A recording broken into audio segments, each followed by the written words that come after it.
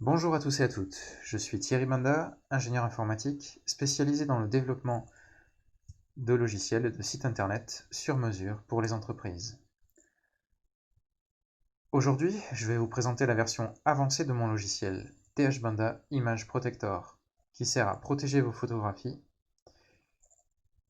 Donc vous avez le nom de mon entreprise, ce qu'elle propose à vos entreprises, des outils que j'utilise régulièrement et mon adresse email professionnelle parmi d'autres informations intéressantes plus bas. Donc cette adresse servira à recueillir vos questions, j'y répondrai avec plaisir, vos suggestions, vos demandes, vos besoins, et également vos témoignages clients si vous le souhaitez. Je communiquerai quelques-uns d'entre eux sur mon site internet avec grand plaisir. Passons maintenant à la présentation du menu du logiciel. Comme vous pouvez le voir, il se situe en haut à gauche et se compose de 3 éléments: fichier, photographie et aide. Commençons par le commencement, le menu fichier. Il vous permet d'ores et déjà, dès le premier sous-menu, d'afficher la page que vous pouvez voir actuellement, la page d'accueil. Le deuxième vous permet d'afficher une fenêtre de monitoring qui vous donne tous les messages, qui vous donne la possibilité de visualiser tous les messages de fonctionnement. Donc ça peut être très intéressant. Voilà, si un jour vous avez un bug, vous cliquez dedans, vous faites CTRL-A, CTRL-C et CTRL-V dans l'email que vous allez m'envoyer. J'aurai ainsi toutes les informations requises pour résoudre le problème que vous rencontrez. Voilà pour la fenêtre de monitoring. Le dernier lien de ce menu est le lien quitter. Ça permet d'arrêter le programme. Donc évidemment, je ne vais pas l'arrêter tout de suite, vu que je souhaite vous le présenter. Voilà, maintenant passons au menu photographie. Donc, si on regarde, il se compose de 4 sous-menus intéressants. Le mode simplifié et, pour le mode avancé, les 3 étapes qui le composent, avec chacune une interface graphique utilisateur dédiée. La première pour le choix du filigrane, la deuxième pour le dossier et la troisième pour faire quelques réglages juste avant de lancer la protection de vos photographies, de vos images. Voilà pour le menu photographie. On va rentrer en détail après dessus. Le menu aide se compose de 4 sous-menus lui aussi. Donc pour le premier, il s'agit d'afficher le manuel utilisateur. Le deuxième sous-menu de consulter le site, c'est-à-dire que ça vous ouvre votre navigateur internet avec mon site internet professionnel. Comme ça, vous pouvez le consulter, chercher des informations relatives au logiciel. Ou me contacter via le formulaire de contact aussi, si vous le souhaitez. Vous abonner à ma newsletter, enfin faire tout ce qui est possible sur mon site internet. Le dernier sous-menu permet de me contacter par email. Donc ça vous ouvre votre logiciel de messagerie, quel qu'il soit, et ça vous permet déjà d'avoir un mail préconfiguré avec mon adresse email pour vous faire gagner du temps. Le troisième sous-menu permet de faire des mises à jour, donc ça ce sera fonctionnel dans la prochaine version du logiciel. Tous mes clients évidemment reçoivent les informations requises pour les mises à jour, pour mettre à jour leur programme, il n'y a pas de souci et c'est très facile. Voilà.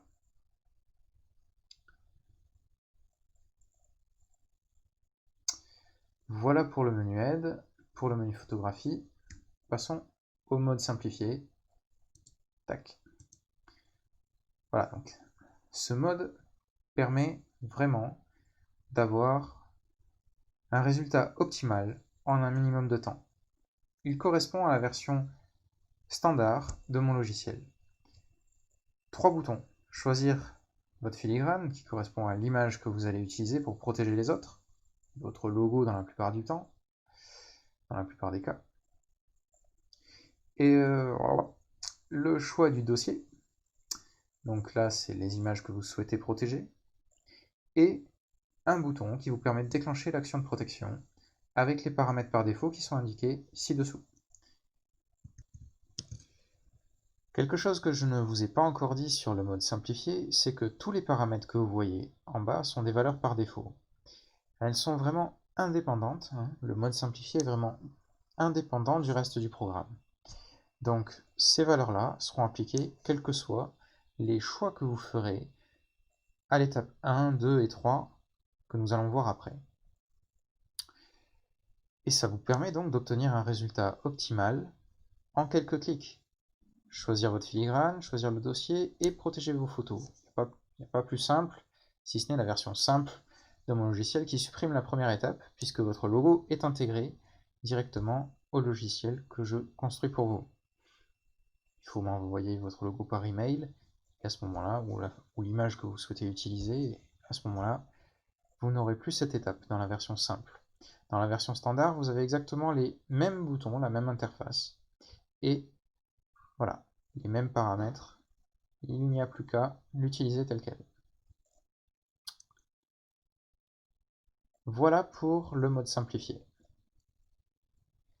Passons maintenant à l'étape 1 sur 3, qui consiste à choisir le filigrane. Donc j'ai utilisé ce bouton, j'aurais très bien pu utiliser le menu et cliquer ici, mode avancé, étape 1 sur 3, choix du filigrane. J'arriverai au même endroit.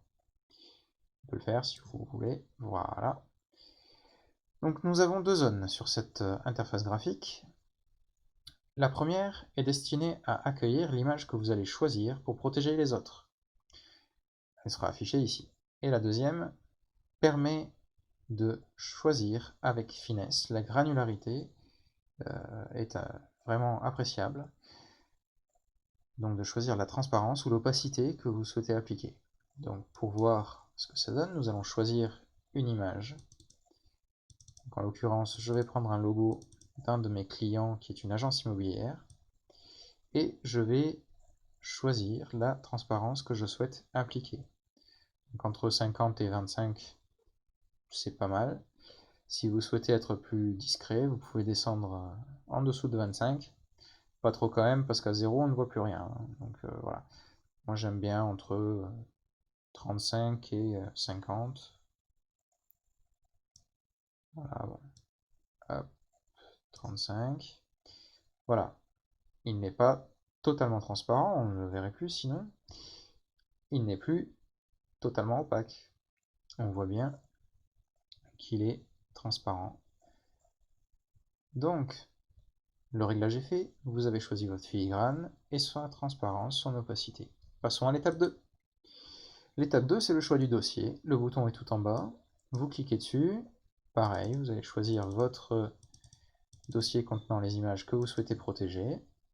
Et après quelques secondes, enfin, si vous avez vraiment beaucoup d'images, ça prendra beaucoup de temps. Bon, là, il y en a quelques-unes. Vous avez vu, c'est assez rapide. Il affiche une liste d'images, toutes celles qui sont contenues dans le dossier, et vous pouvez les voir déjà en petit format avec la barre de navigation qui est tout en bas.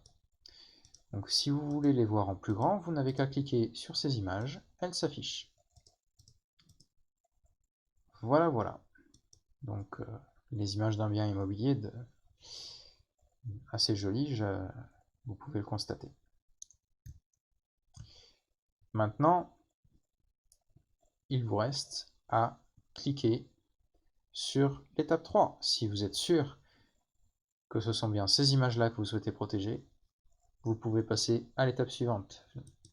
La validation visuelle est quand même appréciable. Sur cette étape 3, vous avez encore une fois deux zones. Une zone qui va accueillir la prévisualisation de vos réglages et d'autres contrôles, d'autres réglages que vous allez pouvoir faire sur cet écran, juste avant de lancer la protection de vos images. Donc les deux premiers boutons à droite, en haut à droite, sont destinés à vous permettre d'aller directement à l'étape 1 ou à l'étape 2 pour modifier les choix que vous avez faits, si vous souhaitez changer quelque chose, rendre votre filigrane moins transparent, ou au contraire plus transparent, modifier le dossier, parce que finalement vous ne souhaitez pas protéger ce dossier mais un autre, ou vous en avez protégé un puis vous voulez en protéger un autre. Voilà, deux petits boutons très utiles. Et puis des contrôles qui sont vraiment destinés au rendu final, à la protection de vos images. Donc premièrement, la largeur du filigrane. Donc on va pouvoir le modifier directement ici, et on voit bien que le filigrane s'agrandit. Si je choisis 500, il est beaucoup plus grand que si je choisis par exemple aux alentours de 250. Maintenant, si vous voulez que ce soit 250 piles ou 150 piles, voilà, vous avez des boutons qui vous permettent d'aller de 50 en 50 pour avoir un rendu qui correspond déjà pas mal à vos besoins. Après, si vous voulez entre deux, vous pouvez y aller avec le slider. Voilà, donc là je l'ai mis au maximum. C'est pas par hasard, c'est pour que vous puissiez voir avec vraiment précision le fait que vous pouvez faire tourner cette image, ce filigrane, comme vous le souhaitez. C'est assez appréciable hein, si vous avez des besoins spécifiques ou qui ne sont pas standards. Voilà, vous pouvez faire comme ceci. Maintenant, si vous préférez aller de 45 degrés en 45 degrés, ça marche très bien. Bon, évidemment, si vous faites un tour complet, ça va pas trop se voir. Mais si vous faites ceci, par exemple, c'est déjà pas mal. C'est un réglage qui correspond à beaucoup de demandes. Donc ensuite, vous avez un réglage qui est très apprécié et très appréciable. C'est la possibilité de choisir l'endroit où vous voulez afficher votre filigrane, votre logo, votre image de protection. Donc là, j'ai choisi en bas à droite avec une rotation qui correspond vraiment à un besoin très fréquent. Maintenant, si vous voulez le mettre toujours en bas à droite mais vertical, vous pouvez très bien le faire. Ça correspond également à une demande fréquente. À vous de voir ce qui vous irait. Donc ensuite, d'autres réglages. Il en reste 3, hein, contrôle. Donc pour le canal alpha, si vous optez entre la qualité ou la rapidité de chargement de votre image, à vous de voir. L'anti-aliasing, donc ça c'est spécifique à la transparence, donc généralement aux images PNG ou GIF, plutôt PNG d'ailleurs. Et en dernier, l'orientation EXIF. Donc l'orientation EXIF correspond à l'orientation de votre appareil photo quand vous prenez la photographie. C'est enregistré dans vos données, dans les données de l'image, dans les données de la photographie que vous avez prise, et ce n'est pas perdu. C'est-à-dire que quand vous allez après mettre cette photographie sur votre ordinateur pour consulter vos images, les logiciels de visualisation d'images, mais également les logiciels de traitement vont en tenir compte pour afficher correctement l'image selon qu'elle ait été prise horizontalement ou verticalement. Voilà, quelques informations qui ne sont pas modifiables. Donc le nom du dossier de création, hein, image protégée, la largeur des images protégées, donc par défaut 1600 pixels, le format, ça crée des images JPEG, et la qualité des images à 0,85 pour l'instant. Si vous avez des besoins spécifiques, dans la version entreprise de mon logiciel, je peux vous faire un build spécifique qui va produire par exemple des images de 2000 pixels de large au format PNG et avec une qualité à 0,95. Pour la version entreprise, il n'y a pas de souci, je vous le fais. À vous de me dire ce dont vous avez besoin exactement. Donc là, j'ai fait mes réglages. Voilà, je vous ai tout expliqué en détail. Je suis content de la prévisualisation. Eh bien, je vais lancer maintenant le processus de protection. Je clique, ça prend un certain temps, et quand la protection est terminée, ça affiche ce petit message. Je n'ai plus qu'à cliquer sur OK, et ça me charge, ça m'ouvre directement le dossier contenant les images protégées, avec les choix que j'ai effectués. Donc si je souhaite afficher cette image, voilà, hop, on voit bien que le filigrane est mis vertical en bas à droite de toutes les...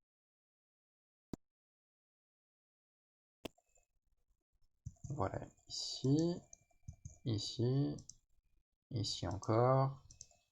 Voilà. Toutes les photographies sont protégées comme je l'ai demandé. Maintenant, je vais modifier cette position.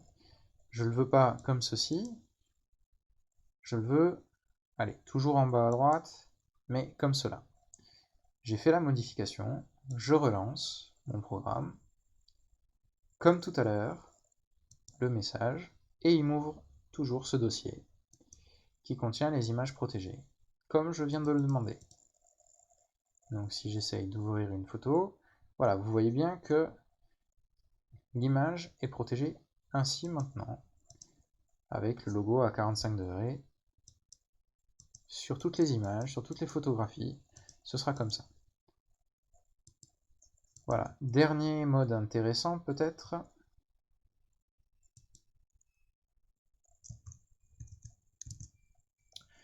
Donc dernier mode intéressant, le mode, enfin la position mosaïque. Le mode mosaïque, donc là on dirait que le filigrane occupe toute la surface de l'image, ce qui n'est pas vrai, hein. En prévisualisation, le rendu n'est pas réellement fidèle à ce que vous allez obtenir. Il vous donne une idée, une première idée, mais il ne colle pas forcément avec le rendu final. Donc pour que ce soit un peu plus petit quand même, voilà, j'ai fait mes réglages, ça correspond plus ou moins à ce que je souhaite obtenir. Je teste et je vois si ça me convient ou pas. Donc là, on voit bien que le logo est mis un peu partout sur l'image que je souhaite protéger. Ça évite qu'un petit malin coupe le logo et utilise le reste de la photographie comme si ne rien n'était. Donc là, je clique sur le message, toujours pareil, il m'ouvre le dossier et je vois mes photographies avec le logo de mon client et toutes les photographies, évidemment, sont bien protégées. Donc cette image, je l'ai laissée pour vous montrer quelque chose de normal, c'est-à-dire que mon logiciel ne va pas faire de miracle. Les images qui seront trop petites, de mauvaise qualité, d'une résolution insuffisante, eh bien, il va les prendre telles quelles et appliquer la protection que vous avez choisie. Il ne va pas améliorer leur qualité. Voilà, donc vous avez le filigrane que vous pouvez voir, et lui est de bonne qualité, mais l'image, elle, n'est pas, enfin, est d'une qualité équivalente à celle d'origine. Il n'y a pas eu de transformation extraordinaire.